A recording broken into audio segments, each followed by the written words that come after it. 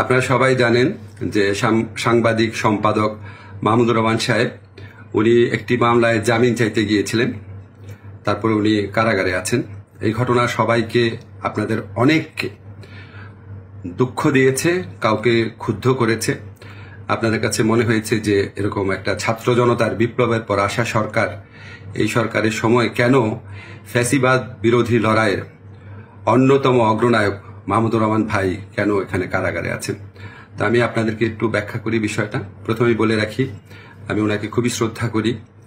এদেশে শেখ হাসিনার যে ফ্যাসিবাদী শাসন ছিল, সেটার বিরুদ্ধে যে লড়াইটা আমাদের, সেটা সূচনা করেছিলেন, বুদ্ধিবৃত্তিকভাবে তিনি সূচনা করেছিলেন, এবং এই জন্য ওনাকে প্রচণ্ড নিপীড়ন, নির্যাতন ভোগ করতে হয়েছে, যেটার সাথে মানে কোনো কিছুর তুলনা হয় না আর কি। তো উনাকে একটা অবিশ্বাস্য একটা চরম ভুয়া মামলায় ওনাকে ফ্যাসিস্ট শেখ হাসিনা সরকার ওনাকে শাস্তি দিয়েছিল। ট্রায়াল ইন অ্যাবসেন্সিয়া হয়েছিল, ওনার অবর্তমানে শাস্তি দিয়েছিল। অবিশ্বাস্য মামলা একটা, এবং এই মামলার মেরিট নিয়েও প্রশ্ন তোলা যেতে পারে, কিন্তু বিচার কার্যটা সম্পন্ন হয়ে গিয়েছিল এবং ওনাকে শাস্তি দেওয়া অলরেডি হয়ে গিয়েছিল। তো উনি যখন এখানে আপনার বাংলাদেশে আসলেন, আসার আগে কিছুদিন আগে ওনার স্ত্রী, আমাদের শ্রদ্ধেয় ভাবি, ওনার বিরুদ্ধেও একটা অত্যন্ত মানে অগ্রহণযোগ্য ভিত্তিহীন মামলা করা হয়েছিল। তো উনি সেই মামলাতে সাজা স্থগিত করে আপিল করার জন্য আবেদন করেছিলেন। এই আবেদন কিন্তু আইন মন্ত্রণালয় অর্থাৎ আমার কাছে আসে না, এটা যায় স্বরাষ্ট্র মন্ত্রণালয়ের কাছে। স্বরাষ্ট্র মন্ত্রণালয় যখন আমাদের অভিমত চেয়েছে, আমরা ইতিবাচকভাবে এটা দেখার জন্য জোর সুপারিশ করেছি। আমাদের এই সুপারিশের ভিত্তিতে মাহমুদুর রহমান ভাইয়ের স্ত্রীর সাজা স্থগিত করে ওনাকে আপিল করার সুযোগ দেওয়া হয়। মাহমুদুর রহমান ভাই যেই মামলায় শাস্তি পেয়ে আজকে জেলে আছেন, এক্স্যাক্টলি এই মামলায় আরেকজন বরেণ্য সাংবাদিক শফিক রহমান, ওনারও সাজা হয়েছিল। উনি ঠিক একইভাবে মাহমুদুর রহমান সাহেবের যে স্ত্রী আছে, উনি যেমন আবেদন করেছিলেন যে সাজা স্থগিত রেখে আপিল করার জন্য, উনি একইভাবে সেই আবেদন করেছিলেন। আমাদের আইন মন্ত্রণালয়ের মতামতের ভিত্তিতে শফিক রহমান সাহেবেরও সাজা স্থগিত করে ওনাকে মুক্ত মানুষ হিসাবে আপিল করার জন্য যে ওনার যে আবেদনটা ছিল সেটা অ্যাপ্রুভ করা হয়। মাহমুদুর রহমান ভাই এটা করেন নাই। আপনারা সবাই জানেন ওনার অত্যন্ত স্ট্রং আত্মসম্মান বোধ,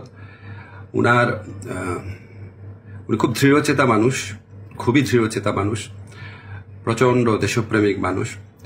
হয়তো উনার এই সমস্ত ব্যক্তিত্বের কারণে উনি মনে করেছেন উনি কোনো সাজা স্থগিতের আবেদন করবেন না, বা হয়তো যে কোনো কারণে হোক, আমি জানি না, উনি সাজা স্থগিত রেখে মুক্ত মানুষ হিসাবে আপিল করার কোনো আবেদন করেন নাই। ফলে এটা করার কোনো রকম স্কোপ কোনো মন্ত্রণালয়ের, কোনো সরকারের ছিল না। উনাকে যেই আদালত এই ভুয়া মামলাতে উনাকে শাস্তি দিয়েছিল, উনি সেই আদালতে জামিন চাইতে গেছেন।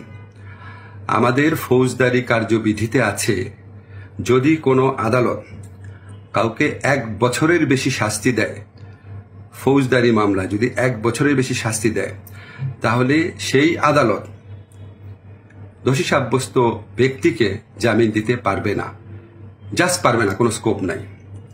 কিন্তু তার চেয়ে যে বড় আদালত অর্থাৎ মহানগর দায়রা জজের আদালত, সেখানে যদি পরে আবেদন করা হয়, তাহলে সেই আদালত জামিন দিতে পারবে। মাহমুদুর রহমান ভাইয়ের আইনজীবী যাতে মহানগর দায়রা জজের কোর্টে জামিনের আবেদন করতে পারেন, সেই জন্য রায় যেদিন হয়েছে ঠিক সেদিনই অত্যন্ত দ্রুততার সাথে ওনাকে সকল কাগজপত্র, রায় আদেশের কপি সহ পৌঁছে দেওয়া হয়েছে। আজকে আমি যখন আপনাদের সাথে কথা বলছি, আজকে হচ্ছে বুধবার, উনি যে কোনো কারণেই হোক উনি জামিনের আবেদন এখনো করেন নাই। জামিনের আবেদনটা করলে ওই আদালতের জামিন দেওয়ার এখতিয়ার আছে এবং ওনার জামিন পাওয়ার পথ প্রশস্ত হবে। উনি মুক্তভাবে ওনার যে দেশপ্রেম থেকে, দায়িত্ববোধ থেকে, উনি ওনার সাংবাদিক হোক বা বুদ্ধিজীবী হোক বা ওপিনিয়ন মেকার হোক, উনি ওনার ভূমিকা পালন করতে পারবেন অচিরেই, সে প্রত্যাশা করছি। আমি শুধু আপনাদেরকে একটা জিনিস একটু বোঝার জন্য অনুরোধ করছি।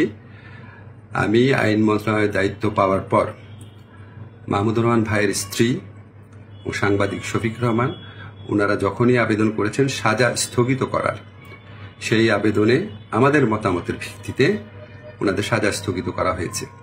মাহমুদুর রহমান ভাই এই আবেদন করলে অবশ্যই আইন মন্ত্রণালয় থেকে ওনার সাজা স্থগিতের জন্য আমরা সুপারিশ করতাম। আমরা সেই সুযোগ পাই নাই, এখানে আমাদের কিছু করার ছিল না। আমরা মনে করি যে মাহমুদুর রহমান ভাই উনি যত তাড়াতাড়ি, আমরা বলতে আমি নিজের কথা বলছি, যত তাড়াতাড়ি মুক্ত হয়ে আমাদের এই দেশ করার যুদ্ধে ওনার জায়গা থেকে নেতৃত্ব দিবেন, তত এটা দেশের জন্য মঙ্গলজনক। আমি আশা করব খুব দ্রুত ওনার জামিনের আবেদন করা হবে, যাতে ওনার জামিনের পথ প্রশস্ত হয়।